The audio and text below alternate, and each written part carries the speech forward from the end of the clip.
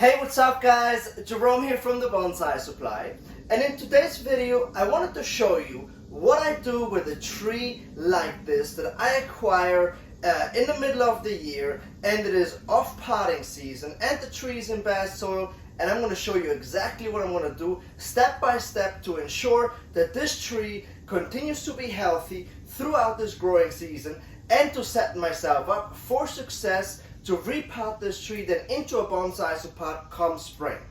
Alright, so let me explain. So this is a kurohime, which is a Japanese maple. It is a dwarf Japanese maple, and it is quite a rare find. So, this tree was not grown as a bonsai tree. I actually found this in a landscaping nursery, and I almost passed out when I saw this guy. Now what's cool about this tree is that, look first of all at how twiggy this tree is. So this tree naturally grows a lot of twigs, which makes it a perfect candidate for bonsai, because we can make this tree look very ramified, and it looks like it is very easy to continue to improve the ramification because it is so twiggy on its own. Also, take a look at the leaves. The leaves are tiny naturally, which once again makes this a great candidate for a bonsai tree. Now the kurohime is quite a rare find because you rarely ever see it in a bonsai form, let alone in a landscaping tree, let alone in this size. So this is a very, very rare find. I was told that this tree was just grown in the ground, and then once it started to get thick like this, they would just start to hedge prune it with a hedge saw, and this is basically the end result. Now I would say that this tree is around 20 years old, so it's quite an old tree. Now in the spring, what is really nice about this tree is that the leaves come out in two different colors. So some of the leaves come out as a light green and some of the leaves come out pink. And in the fall, the leaves turn a dark orange to a dark red. So, alright, so now that I have told you exactly what I love about this tree and how rare of a find this is, now let me tell you some of the problems that I have with this tree, okay? So this tree was in the ground when I acquired it. So they dug it up for me, and as you can see, the roots right here that are growing through the burlap. Now this tree, when it was in the ground, it was already in the burlap. However, they told me that they just put it in the ground in the spring, so not a lot of roots have grown from the burlap into the actual ground once they dug it up. So it came out of the ground very, very easily. Now this entire root ball is clay. So this red clay, which is very common here, which is Georgia ground, is red clay, right? We can't get around that. Trees growing in the ground in the red clay grow very, very happily. However, once it is out of the ground and we want to, turn this tree into a bonsai tree, the red clay can become a problem, and here is why. First of all, the red clay compacts a lot. In the ground, that's not a problem because the roots can grow away from this section here and loosen up the clay, right? But inside of a pot, this can become a big problem. So when I actually water this tree, the water just runs right off the clay. It doesn't even penetrate deep enough to water the root ball evenly. So that's a big problem because the root ball dries out unevenly, and you do not want to have that. You want to make sure that the root ball always dries out evenly. Problem number one. Problem number two, since the clay is so compact, no oxygen can come into the clay and penetrate the clay to aerate the root system. So that's problem number two. So now here's what we're going to do here today. Step number one, we're going to go ahead and remove this burlap here, and then we're going to take a rake and start to rake away from the top just to kind of expose the root flare, right? Because that's what we want to go after here in this bonsai tree, which will also help us to determine what the front is of this tree.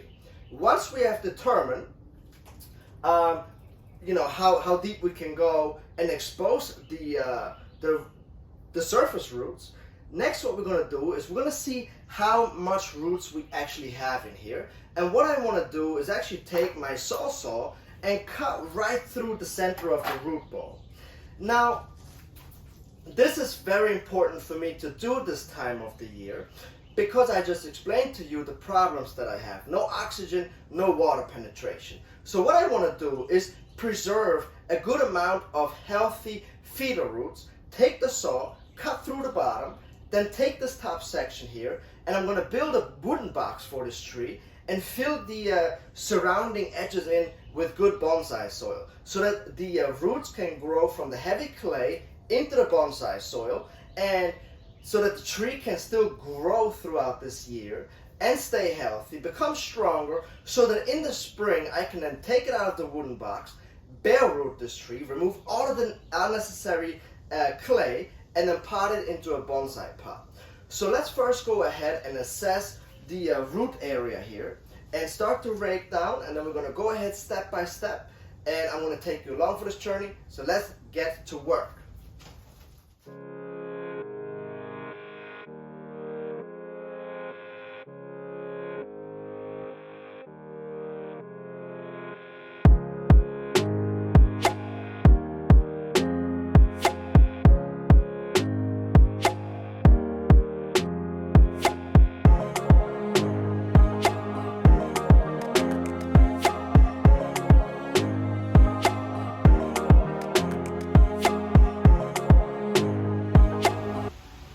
Alright, so as you saw, once I took off the burlap, this top section here started to crash in already, which had me worried a little bit. However, as I'm going deeper here, I can see that actually all of the feeder roots are much further down, which is actually a big relief, because that means that I do not actually have to cut through any roots like I thought I would have to, which makes this even a safer procedure today.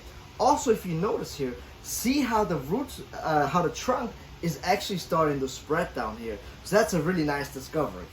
So I'm going to go ahead now and continue to work around here.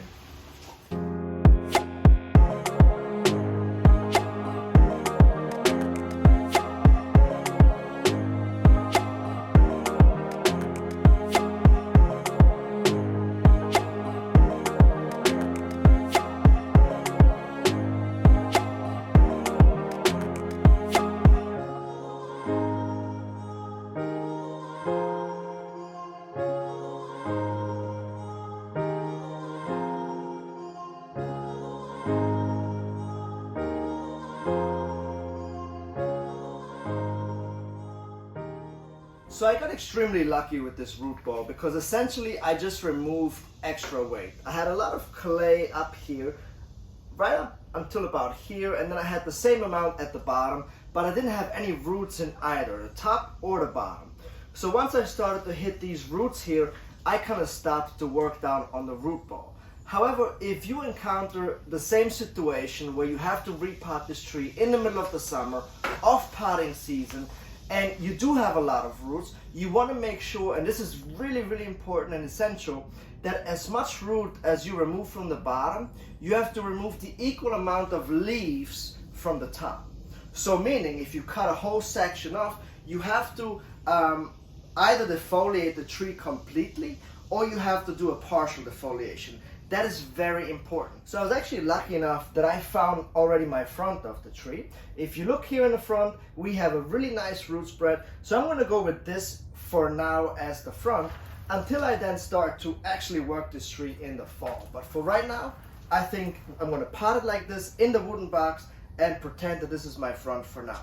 So the next step now would be to go ahead and build a wooden box. And the wood that I use is untreated wood, so it's not pressure treated. That's very important.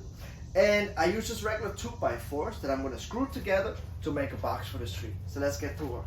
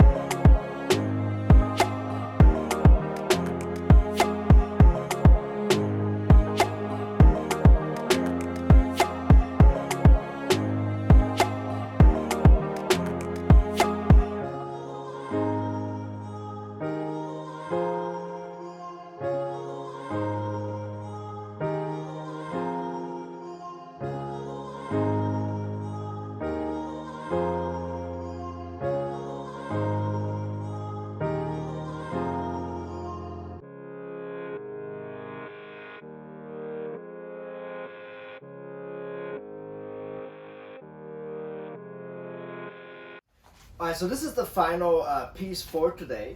So let me summarize a little bit of what we did today. We did work down the root ball because the soil that the tree was in was not very beneficial for the tree, because we talked about no water gets to water the root ball evenly. Also, there's no oxygen that can come into the soil and aerate the roots. So we removed the top layer and the bottom layer. There were no roots in those two areas, and we just kept the center section full of roots, and we did not cut any roots there.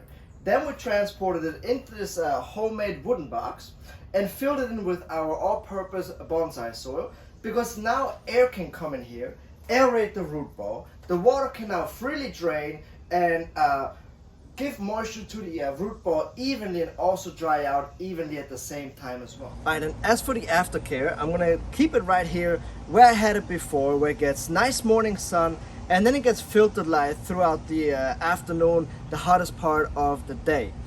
So I'm gonna give this tree its very first styling in the fall, and of course I'm gonna take you along for that ride. I hope that you guys enjoyed today's video. If you have any questions, please let me know as always, and I will catch you guys next time.